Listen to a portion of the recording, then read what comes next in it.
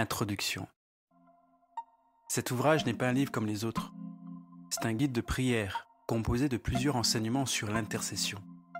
J'ai eu l'occasion de mettre en pratique ce guide de prière et d'en voir les fruits dans ma vie personnellement et autour de moi. Il vous motivera certainement à avoir des moments d'intercession plus profonds et en harmonie avec le royaume de Dieu qui nous entoure. Dieu m'a inspiré ce livre comme il l'a fait avec Noé pour son arche, dans le but de poser les fondements spirituels essentiels pour votre vie de prière, de vous aider à mieux comprendre le monde spirituel qui vous entoure lors de vos temps d'intercession. L'objectif final est de voir une transformation radicale de l'atmosphère spirituelle en Martinique, et ainsi de voir des âmes se donner pleinement à Jésus-Christ et de connaître enfin la vraie liberté. Résumé du livre.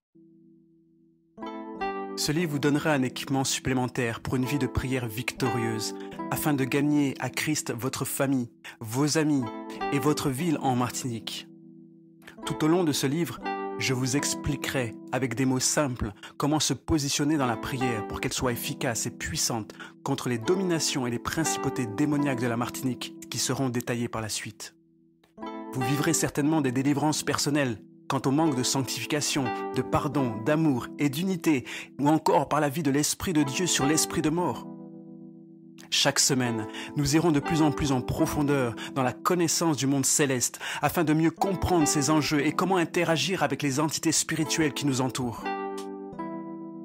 Je vous entretiendrai sur le parler en langue et je vous expliquerai de manière simple comment y accéder, l'entretenir et pourquoi il est puissant dans l'intercession. Je répondrai sûrement à plusieurs questions que vous vous posez sur l'onction ou sur la puissance du Saint-Esprit, mais également sur la préparation de l'Église quant au retour de Jésus-Christ.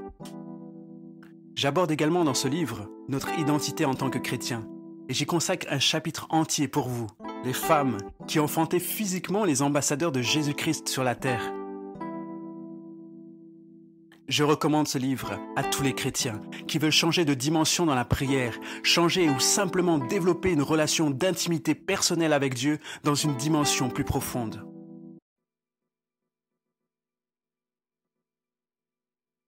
Jour 7. La puissance de l'adoration. L'adoration et le salut des âmes sont intimement liés. Lorsque Dieu descend dans un endroit, l'atmosphère change littéralement et devient miraculeuse. En ce 7e jour, nous allons bâtir un autel d'adoration à Dieu. Puisque Jésus-Christ a fait de nous ses sacrificateurs, nous allons ouvrir une porte entre le ciel et la terre.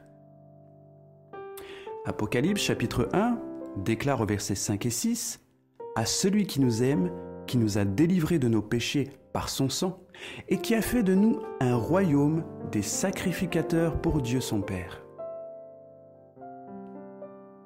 Devenons de vrais adorateurs. L'histoire de la Samaritaine racontée dans Jean chapitre 4 nous révèle que l'heure vient, et elle est déjà venue, où les vrais adorateurs adoreront le Père en esprit et en vérité. Car ce sont là les adorateurs que le Père demande.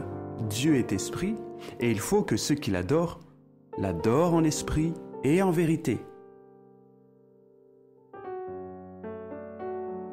Tous les chrétiens qui adorent Dieu ne sont pas tous ceux que Dieu cherche. Seuls ceux qui ont la capacité de l'adorer en esprit et en vérité entrent dans les critères de Dieu comme vrais adorateurs. Avant d'aller plus loin dans ce parcours, vous devez absolument savoir si vous êtes ou pas un adorateur selon les critères de Dieu. Je vais essayer de vous aider à comprendre ce que Dieu attend de vous en tant qu'adorateur. Premièrement, en esprit.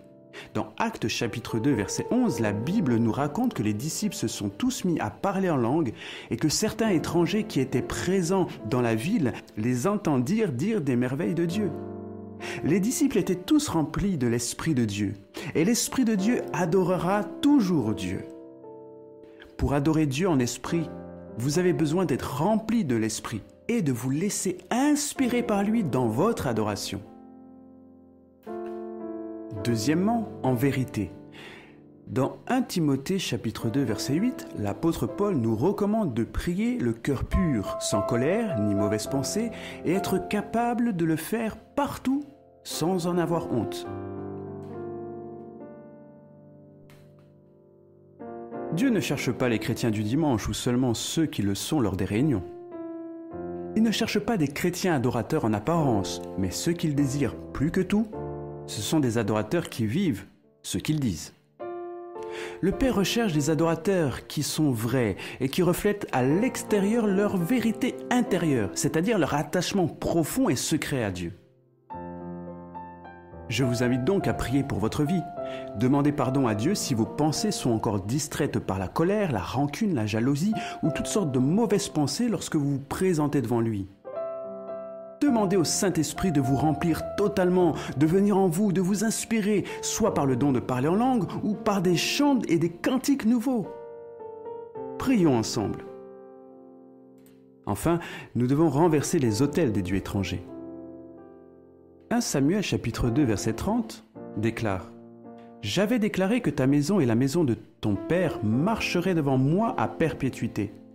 Et maintenant, dit l'Éternel, loin de moi, car j'honorerai celui qui m'honore, mais ceux qui me méprisent seront méprisés. » Lévitique chapitre 18 verset 21 déclare également « Tu ne livreras aucun de tes enfants pour le faire passer à Moloch, et tu ne profaneras point le nom de ton Dieu, je suis l'Éternel. » En fonction du lieu et du temps, les dieux changent de nom. Pour les Indiens et tout l'arc entier, le dieu Moloch est la même divinité que le dieu Pan. Suite à quelques recherches dans l'histoire de la Martinique et de ses pratiques magiques, le Saint-Esprit m'a permis de comprendre que dans le carnaval, lors du Mardi Gras, les Diables Rouges sont la représentation directe des adorateurs du dieu Pan. Certainement, vous les avez déjà entendus crier dans la rue leurs réclamations sans y prêter attention, mais voici ce qu'ils disent. Diablac amandé anti-mamaille sans baptême. Ce qui veut dire le diable demande un enfant non baptisé. Chaque année dans nos rues, des incantations et des proclamations sataniques sont déclarées et relâchées dans la nation contre nos enfants et nos foyers. Nos ancêtres ont touché à l'interdit, ils ont livré nos enfants au dieu Moloch. Lorsque vous voyez des jeunes enfants qui ont des troubles psychiatriques sans antécédents médicaux ou atteints de maladies bizarres, de cancer ou même kidnappés, tués, c'est qu'ils ont été livrés à Moloch. Ça peut être n'importe quel enfant dont les parents n'ont pas d'alliance avec Dieu. Si vous ou votre famille vivez un cas similaire avec votre enfant, sachez que Jésus-Christ est la première alliance que vous pouvez avoir avec Dieu et qu'en son sang, il y a la puissance pour briser tous les autels sataniques de votre famille. Nombre 14, verset 18 déclare « Dieu est lent à la colère et riche en bonté, il pardonne l'iniquité et la rébellion. Mais Dieu est juste et ne tient point le coupable pour innocent. Il punit l'iniquité des pères sur les enfants jusqu'à la 3e et la 4e génération. » Dieu veut sauver la Martinique, mais elle doit faire la paix avec lui. Alors demandons pardon à Dieu pour nos familles qui adorent des dieux étrangers chaque année. Prions pour nos enfants et ceux de nos familles. Renouvelez l'alliance de votre famille avec Dieu si nécessaire.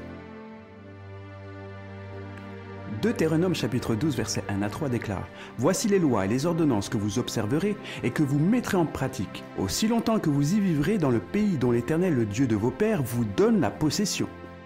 Vous renverserez leurs autels, vous briserez leurs statues, vous brûlerez au feu leurs idoles, vous abattrez les images taillées de leurs dieux et vous ferez disparaître leur nom de ces lieux-là. »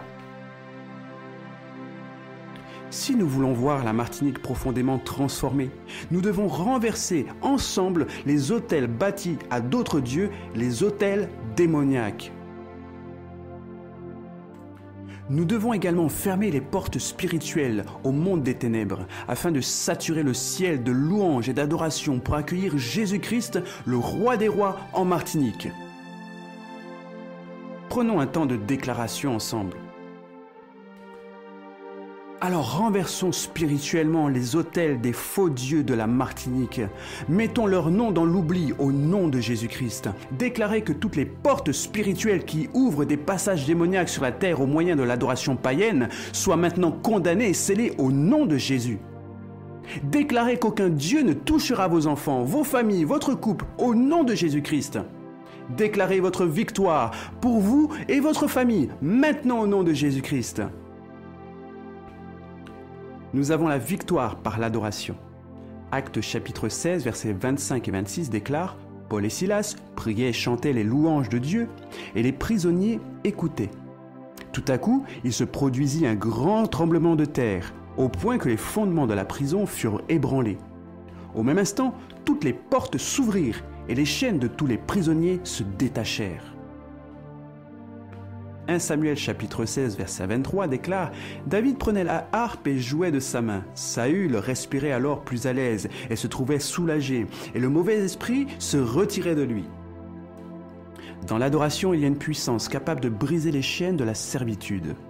Tout peut aller mal autour de nous, mais lorsque nous entrons dans la présence de Dieu au moyen de l'adoration et de la louange, il se passe quelque chose dans le monde spirituel qui agit directement dans le monde visible. Lorsque Paul et Silas étaient enchaînés dans une prison destinée à les décourager de continuer à prêcher l'Évangile, ils ne se sont pas laissés envahir par les doutes ou l'incrédulité. Jusqu'au bout, ils ont mis leur confiance en Dieu. Et là, la plus grande adoration, c'est notre confiance en Dieu. Ainsi, Paul et Silas ont été délivrés par la puissance de leur adoration. Toute la prison a été secouée et tous les prisonniers ont été libérés de leurs chaînes. Il en va de même pour nous. Lorsque nous chantons à Dieu des cantiques, des louanges, lorsque les vrais adorateurs adorent Dieu en esprit et en vérité, au lieu de choisir le doute, les larmes ou le découragement, il y a une puissance qui vient ébranler les prisons invisibles dans le monde des ténèbres et les chaînes spirituelles tombent. Les esprits méchants fuient de nos maisons, de nos quartiers, de nos villes, laissant la gloire de Dieu envahir et couvrir le ciel de notre île tout entière. Amen. Bien-aimés, nous devons retenir une chose fondamentale. L'adoration est la clé qui ouvre les portes spirituelles dans le monde des hommes.